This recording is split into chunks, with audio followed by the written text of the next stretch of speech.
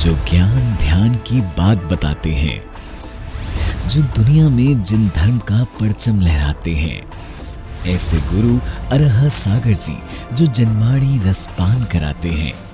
ये दृष्टिकोण हमारा होना चाहिए। जिन हाथों से तुम रोज भगवान का प्रक्षाल करते हो, उन्हीं हाथों से यदि किसी की सेवा में आगे बढ़ा दोगे तो क्या होगा तुम्हारा।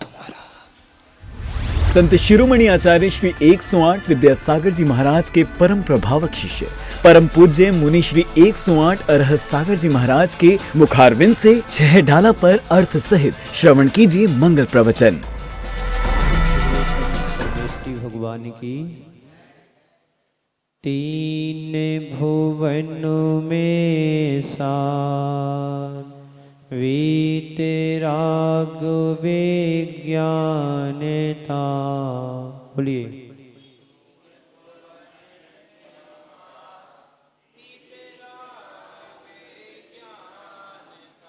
सेवि स्वरूप सेविकार नमहु त्रियोग समार कई।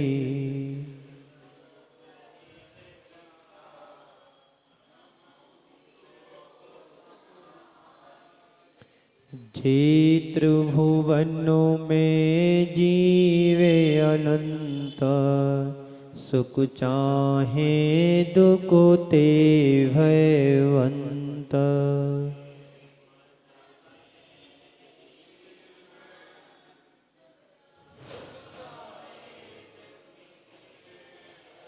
तातई दुख हारी सुकुकार कहे सीख गुरु करुणा धार।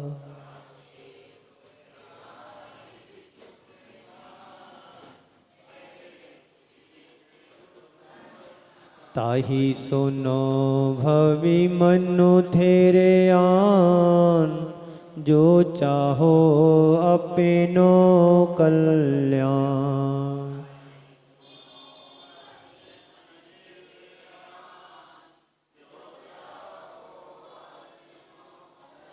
मोहि महामद पियो अनादि भूल आप को भरम तो वादी।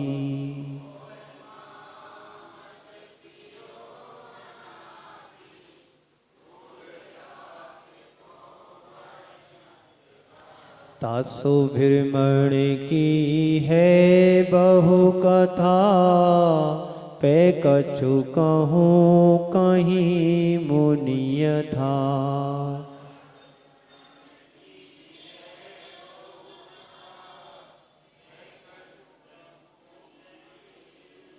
काली अनंत निगोद मझार वित्यो केंद्रीय तनुधार।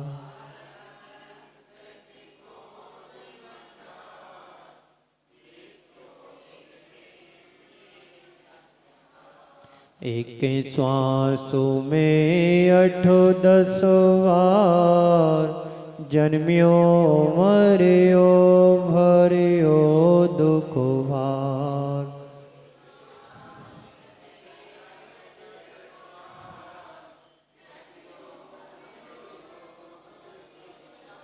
निकसी भूमि जल पावक भयो पवनो प्रत्येक वनस्पति थयो।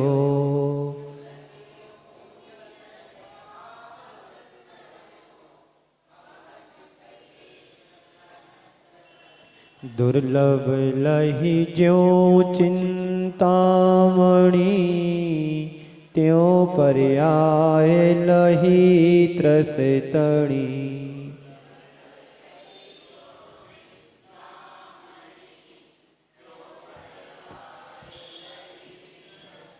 लटू पिपील अलियादि सरी धर धर मर्यो सही बहु पी।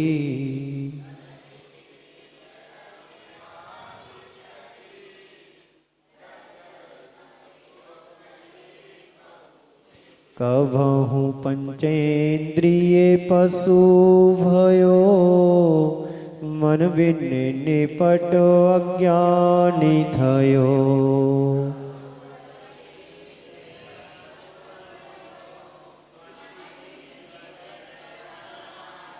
सिंहादिक सैनी है वे क्रूर, निवल पशु हति खाए भूर।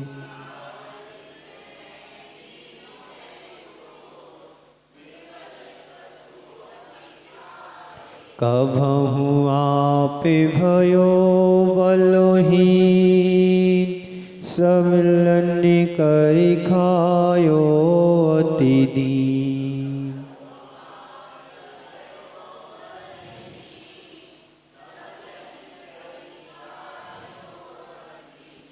छेदन भेदन भूख प्यास, भारे वहन है मिया तब त्रास।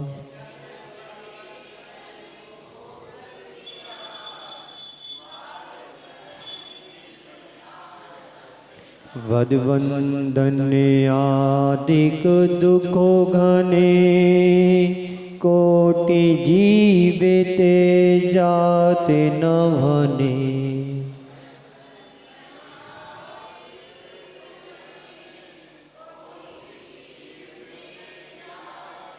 अति संक्लेश भावते मर्यो, घोर शुभ्र सागर में पर्यो।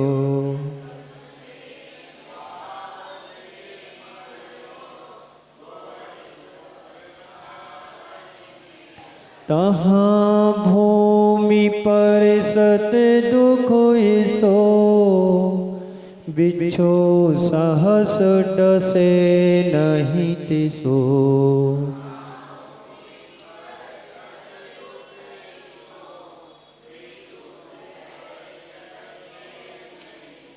तहाँ राधि श्रोणितो वाहिनी, कृमि कुल कल तो देह दाहिनी।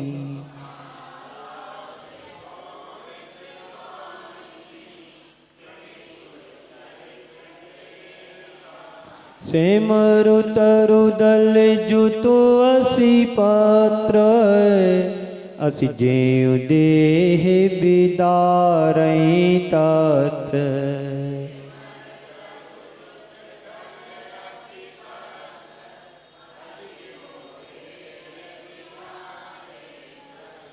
मेरु समान लोहे गल जाए, ऐसी शीत उष्णता थाए।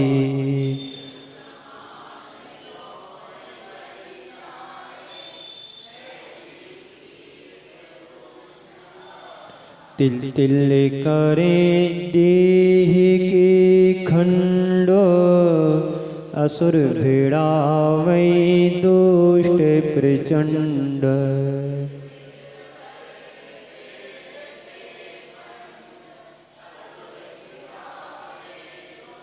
सिंधु नीर ते प्यासे न जाए, तो पड़े के न बूंद लहाए।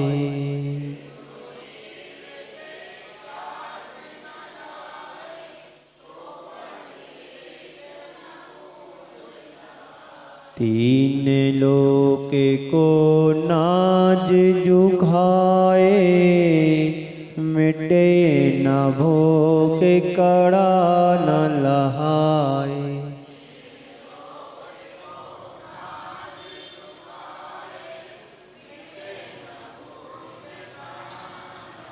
ये दुख बहु सागर लो सहे, कर्म जोगते नर गति लहे।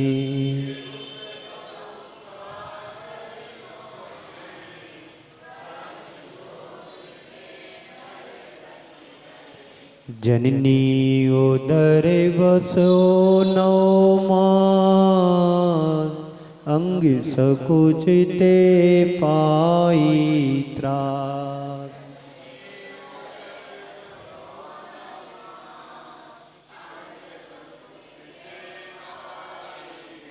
निकसत तुझे दुख पाए घो, तिनको कहत न आवे ओ।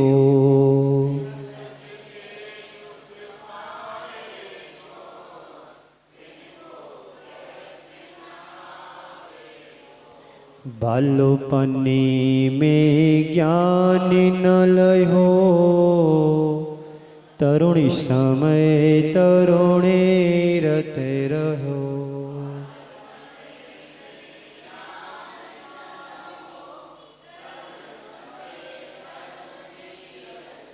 अर्ध मृतक समय बूढ़ापनो, कैसे रूप लखैया कैनो।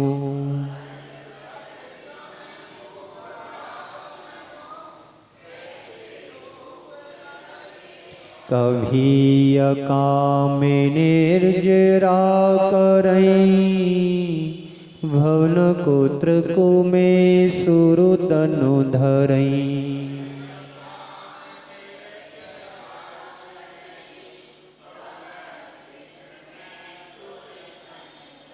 विषय चाहे दावानल दयो, मरत बिलाप करत दुख सहो।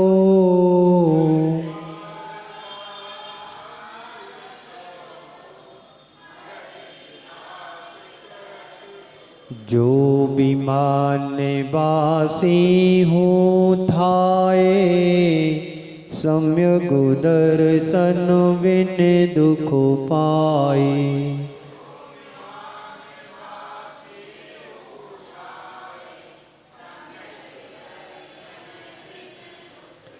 तहते चैथावर तनु धरई, यो परिवर्तन पूरे करई।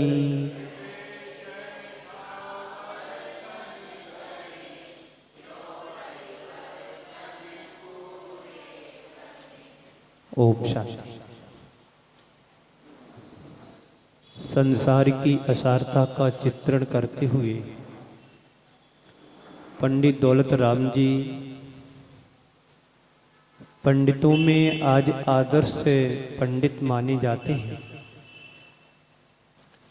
उन्होंने छेढ़ाला को लिख करके अपने जीवन को अजर अमर बना लिया। उन्होंने प्रथम ढाल में चारों गतियों के दुखों का बड़ी सुंदर तरीके से चित्रण किया है। शब्द थोड़े हैं पर उन शब्दों में अर्थ गंभीर रूप से छिपा हुआ है। हम समय सार को नहीं पढ़ पाते, लेकिन छेढ़ाला में लघु समय सार के रूप में उन्होंने सार गर्भित अर्थ को छिपा करके रखा है। यूं कहना चाहिए कि गागर में सागर भरने की युक्ति को चरितार्थ किया। कल हमने त्रस पर्याय को प्राप्त किया। त्रस पर्याय में दुखों को कैसे जीव सहन करता है उसको भी समझा। फिर वहां से है जीव आगे बढ़ा, कभी संगी पंचेंद्री हुआ, कभी असंगी पंचेंद्री भी हुआ। असंगी पंचेंद्री की पर्याय में भी इतने दुखों को सहन किया। संगी बना यानी मन सहित बना, तो वहां पर भी इस जीव ने दुखों को सहन किया, सह रहा है। आज उसी क्रम में त्र्यंच गति में और दुख होते हैं, पशु पर्याय के और जो दुख होते हैं शेष, उनके लिए आज हमें सुनना और समझना है। हमें विचार करें कि ये दुख जीव क्यों भोगता है। हम मनुष्य बने हैं तो मनुष्य में क्या सुख शांति हमारे लिए है? यहाँ पर भी नहीं है। चारों गतियों में कहीं पर भी सुख नहीं है, एकमात्र यदि सुख है तो सुख है पंचम गति में। पाठशाला में तो 4 ही गति पढ़ाई जाती हैं, देव गति, मनुष्य गति, नरक गति, त्रियंच गति। महाराज श्री पंचम गति किसने बना दी? जहां से 4 गति समाप्त होती उसके बाद पंचम गति प्राप्त होती है। 4 गति 84 लाख योनियों में ये जीव निरंतर भ्रमण कर रहा है, व्यर्थ में कर रहा है, इसकी कोई सार्थकता नहीं है। पर ये बात सच है, यदि मुक्ति को पाना है, मोक्ष को पाना है तो 4 गतियों से ऊपर उठना पड़ेगा। देव गति में मोक्ष नहीं है, नरक गति में कोई व्यवस्था नहीं है, त्रियंचों को समझ नहीं है, लेकिन मनुष्य गति ही एक ऐसी गति है, आयु ऐसी आयु है जहां पर समझ भी है, समय भी है, बुद्धि भी है, शक्ति भी है, सब कुछ हमारे पास है। लेकिन व्यक्ति आकर के यहां सब विषयों में भूल जाता है। तो ये दुखों की चर्चा यहां पर चल रही है। त्रस गति को प्राप्त किया था, छंद नंबर 6 देखें, किसी में 7 भी होगा। त्रस पर्याय कितनी दुर्लभता से प्राप्त हुई, इसको एक बार रिवीजन करके आगे के छंद को हम लेते हैं। दुर्लभ लही ज्यों चिंतामणि, त्यों पर्याय लही त्रस तणी। आचार्य भगवंत कह रहे हैं, ज्यों यानी जिस प्रकार से चिंतामणि रत्न बड़ी दुर्लभता से प्राप्त होता है, ठीक उसी तरह से उसी प्रकार से त्रस पर्याय भी बड़ी दुर्लभता से प्राप्त होती है। उस त्रस पर्याय में इस जीव ने कभी 2 इंद्री बना, 3 इंद्री बना, 4 इंद्री बना और पंचेंद्री बना। 2 इंद्री में कभी लट बना, इल्ली की पर्याय को प्राप्त किया और अपना जीवन पूरा किया। 1 इंद्री और उसकी बढ़ जाती है, स्पर्श रसना घ्राण इंद्री आ जाती है तो चींटी बन गया। चींटी जैसे और भी 3 इंद्री जीव होते हैं, यहाँ पे उपलक्षण मात्र में चींटी, लट आदि के नाम दिए हैं। 3 इंद्री में तो और भी जीव आते हैं, वह भी यहाँ पर लेना है। चौथी इंद्री आती है स्पर्श रत्ना घ्राण और कर्ण। कर्ण यानी कान, तो भौरा बना, अली यानी भौरा, आदि यानी इत्यादि, शरीर यानी शरीरों को धर धर यानी बार बार धारण किया, मरा और मरण के दुखों को, पीड़ा को सहन किया। एक कौन कर रहा है? त्रस पर्याय जब प्राप्त की तब हमने और आपने सबने मिलकर के दुखों को सहा था। इसके अलावा और कुछ भी नहीं है, सहन करना ही है। यदि तुम्हें उस पर्याय में रहना है, जीना है तो सहना ही होगा, रहना है सो सहना है। अब आगे कहा था असैनी और सैनी पर्याय को लेकर के पंचेंद्रिय भी बन गया तो क्या दुख हुआ उसको। कबहू पंचेंद्रिय पशु हुआ भयो, मन बिन निपट अज्ञानी थयो। जब कभी यह जीव पंचेंद्रिय प्राणी बना तो मन के अभाव में अत्यंत निपट अज्ञानी हो गया। सोच सकते हो मन के अभाव में क्या दुर्दशा होती है जीवन के साथ में। सोचने की क्षमता नहीं, समझने की क्षमता नहीं, शक्ति नहीं, सहन करने की समय भी नहीं। हमारे पास तो बुद्धि है, सोचने समझने की क्षमता है, हित अहित का विचार करने की योग्यता है, अच्छा क्या है, बुरा क्या है, अपना क्या है, पराया क्या है, हित किसमें है, किसमें नहीं है, ये किसका उपकार है? पुद्गल का। किसके ऊपर? पुद्गल के ऊपर। तो जब कभी यह जीव पंचेंद्रिय पशु हुआ तो मन के अभाव में एकदम अज्ञानी ही रहा और मन वाला बना तो मनमानी करता रहा।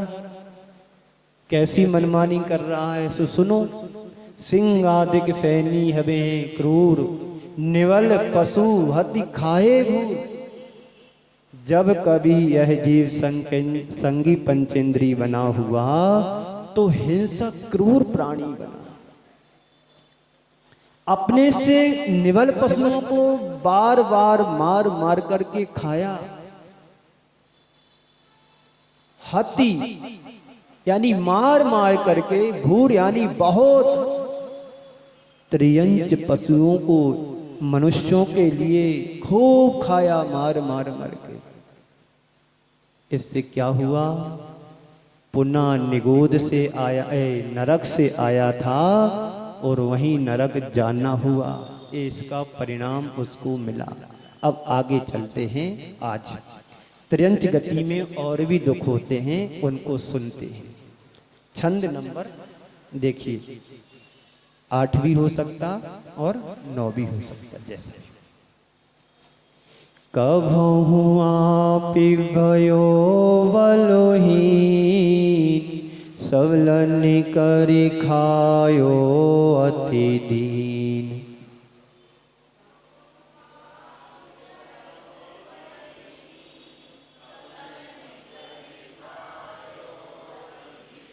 छेदन भेदन भूख प्यास, भार बहन में तब त्रास।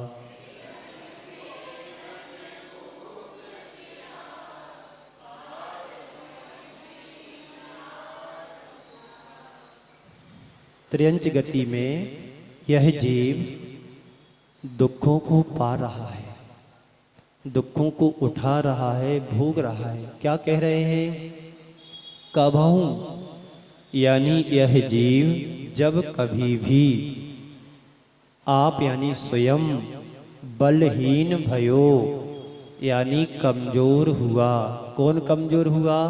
जो पहले सिंह बना था, पाप कर्म के उदय के कारण क्या हो गया? स्वयं कमजोर हुआ।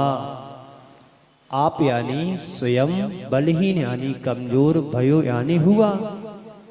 जब कभी यह जीव स्वयं बलहीन हुआ, कमजोर हुआ, तो सबलनी, अन्य सभी जीवों ने, अन्य सभी प्राणियों ने, करी यानी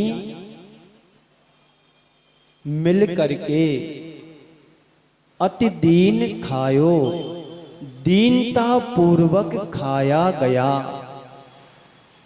पुनः देखें, यह जीव जब कभी स्वयं कमजोर हुआ, बलहीन हुआ यानी कमजोर हुआ, अति दीन असमर्थ होने पर, होने से, सबलन यानी अन्य सभी प्राणियों ने मिलकर के क्या किया? अपने से बलवान प्राणियों के द्वारा खायो यानी खाया गया। पहले तो ये बलवान बना था, इसने अपने से कमजोर प्राणियों को खाया। अब इसका पाप कर्म उदय आया तो स्वयं को कमजोर बनना पड़ा, और जो कमजोर थे वो बलशाली बने। तो उन सभी प्राणियों के द्वारा स्वयं को भक्षण हुआ। फिर और क्या हुआ? त्रियंच गति में छेदन भेदन भूख प्यास भार बहन हिम आतप त्रास। त्रास यानी दुख। कैसे दुख होते हैं? छेदन, छेदन समझते हैं ना? छेदना, नाक छेदना, कान छेदना, गला छेदना आदि आदि। पशुओं के दुख देखो तो आपको मालूम पड़ेगा। बैलों के पैर में नाल ठोकी जाती है, वह नाल लोहे की होती है और लोहे की कील से ठोकी जाती है।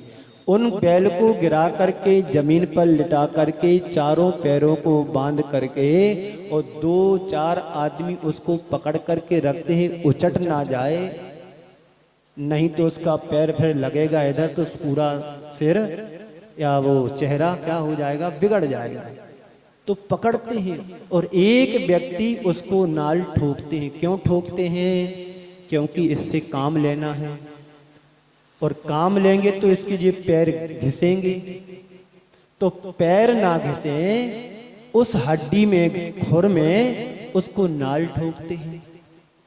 फिर बैल को कंट्रोल करने के लिए, अपने बस में करने के लिए उसकी नाक में धागा को, रस्सी को डालते हैं ताकि वो कंट्रोल में रहे।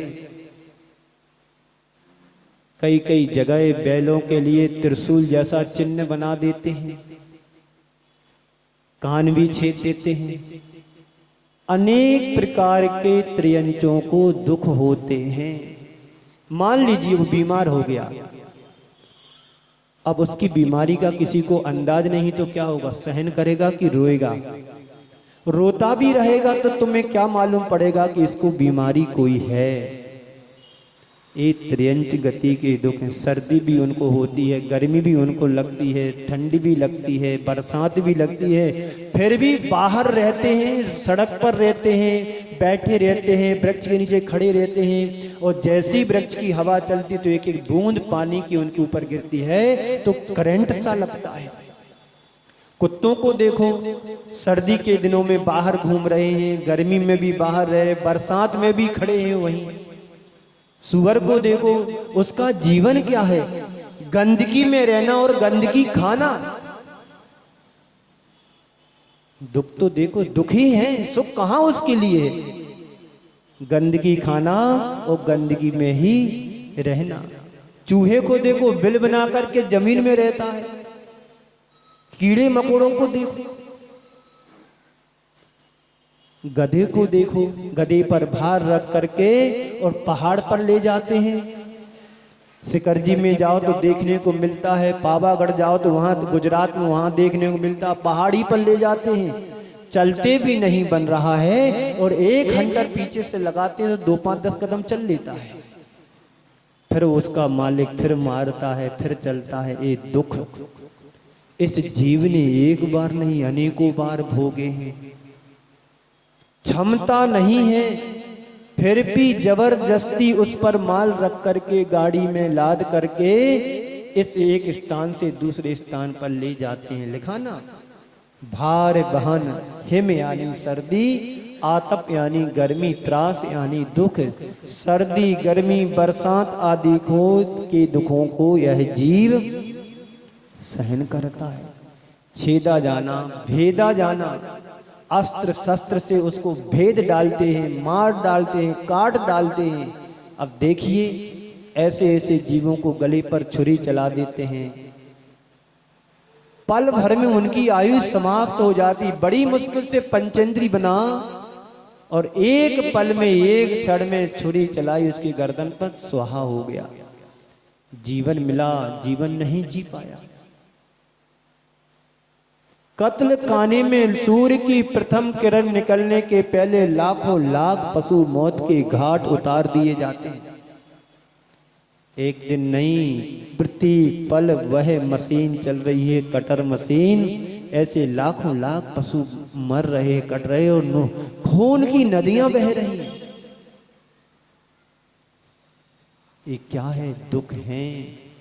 बांध देते हैं, भाग नहीं पाते हैं। बारिश हो रही है तो वहीं बंधा बंधा सहन कर रहा है। गर्मी भी है तो गर्मी को भी वहीं बंधे हुए सहन कर रहे हैं। चाहे भूख लगी हो, चाहे प्यास लगी हो, तड़प तड़प करके जीव मर जाता है। उनके पैर में कीड़े पड़ जाते हैं, खुर में, जिसको खुरा बोलते हैं। कोई देखने वाला नहीं है। कीड़े इतने बड़े बड़े कीड़े रहते हैं, इल्ली टाइप के। अंदर से तड़पन होती रहती है उन जीवों के लिए, पशुओं के लिए। कभी एक्सीडेंट हो जाता है, रोड पर खड़े रहते, बैठे रहते हैं, वो गाड़ी वाले चला करके मार के चले जाते हैं, कोई देखने वाला नहीं। ये क्या है? दुख है। छेदा जाना, भेदा जाना, है ना। और भूख, समय पर भोजन नहीं देना, घास नहीं देना। प्यास, यानी प्यास तो उसको सुबह लगी है, अब उसका मालिक 1 बजे 2 बजे पानी पिलाता है, चाहे गर्मी हो चाहे सर्दी हो।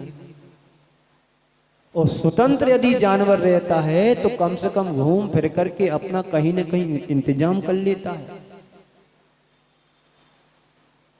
भार वहन यानी बोझों का ढोना, शक्ति से ज्यादा भार को सहन करना, परवश पराधीनता है। ये दुख इस जीव ने एक बार नहीं अनंतों बार सहन किए हैं। त्रास यानी दुख इत्यादि दुखों को सहन किया। तो जब कभी यह जीव स्वयं निबल कमजोर पशु हुआ तो बलवान पशुओं के द्वारा खाया गया और बहुत दुखी हुआ। जीवन भर छेदा जाना, भेदा जाना, भूख प्यास, सर्दी गर्मी आदि के अनेक प्रकार के दुख यह जीव सहता रहा। त्रियंच गति के और भी दुख हैं, एक पंक्ति में और सुनाता हूं, फिर नरक गति के दुख कल पढ़ेंगे। वध बंधन आदिक दुख घने, कोटि जीवते जात ना भने।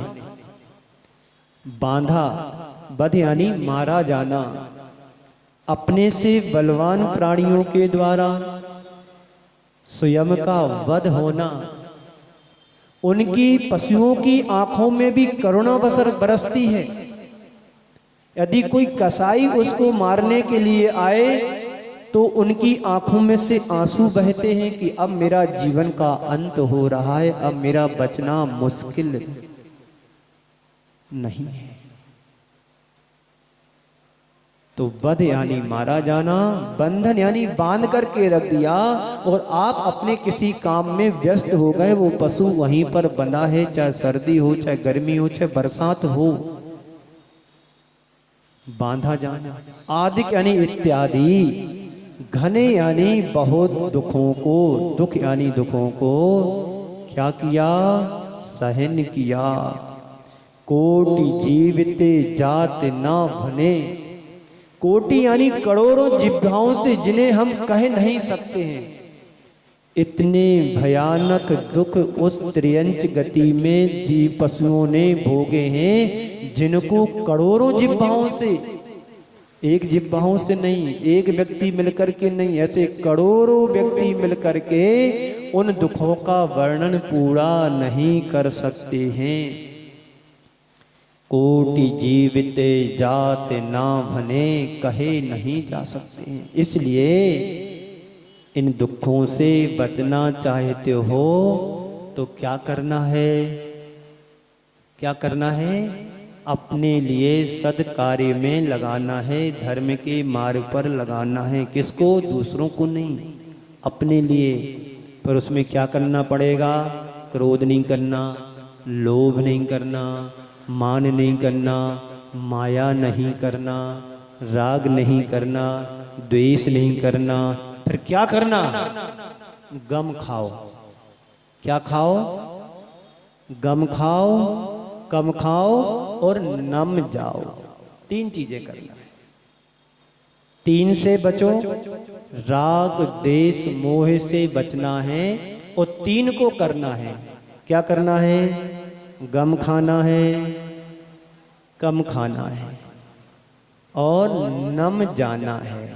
कहाँ जाना, कहाँ जाना, नम जाना यानी झुक जाना है।